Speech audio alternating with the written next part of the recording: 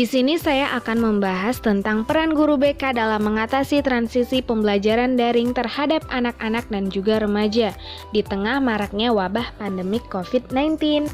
Nah, untuk itu, mari pertama-tama kita berkenalan apa itu COVID-19. COVID-19 adalah penyakit menular yang disebabkan oleh virus yang pertama kali diidentifikasi di kota Wuhan. Virus ini sudah menyebar di seluruh dunia, bahkan di Indonesia. Virus ini menyebar dari satu orang ke orang lain, melalui percikan dari saluran pernapasan yang sering dihasilkan saat batuk atau bersin.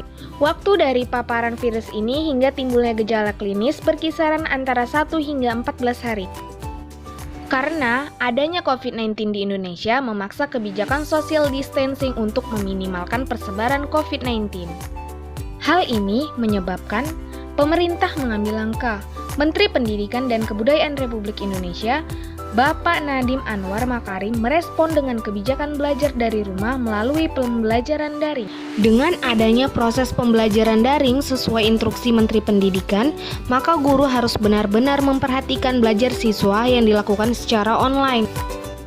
Sistem pembelajaran daring adalah pembelajaran jarak jauh secara online untuk tetap melangsungkan kegiatan belajar mengajar dan memberikan peluang bagi pelajar untuk tetap dapat mengikuti pembelajaran di tengah pandemik ini. Maka dari itu, disinilah peran guru BK dalam membantu mengatasi transisi pembelajaran daring. Apa saja peran guru BK?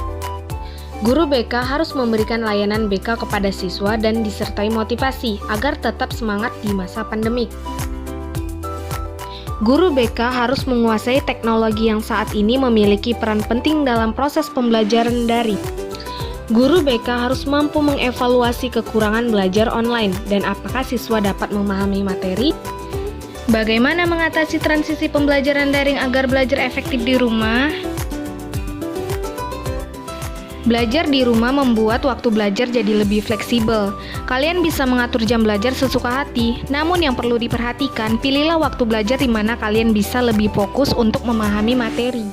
Banyak dari kita memilih belajar sambil rebahan di kasur. Rebahan di kasur memang nyaman, tetapi nyaman untuk beristirahat. Belajar sambil rebahan di kasur membuat badan menjadi pegal dan konsentrasimu akan hilang. Kamu bisa malah tertidur saat belajar sambil rebahan. Pilihlah tempat duduk untuk belajar. Belajar sambil rebahan memang menyenangkan, tapi yakin bisa memahami materi dengan rebahan. Sebaiknya kita mengatur ruangan atau area belajar agar lebih nyaman saat belajar, karena area yang nyaman akan membuat kalian lebih fokus untuk belajar. Alat-alat yang mendukung belajar bisa membuatmu mudah untuk belajar. Jangan sampai alat-alat untuk belajar tidak kamu perhatikan sehingga bisa mengganggumu saat belajar.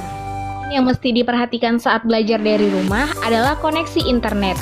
Koneksi internet yang baik akan memudahkanmu untuk tetap terhubung dengan guru saat belajar dari rumah. Demikian penjelasan dari saya, semoga bermanfaat bagi teman-teman semua. Assalamualaikum.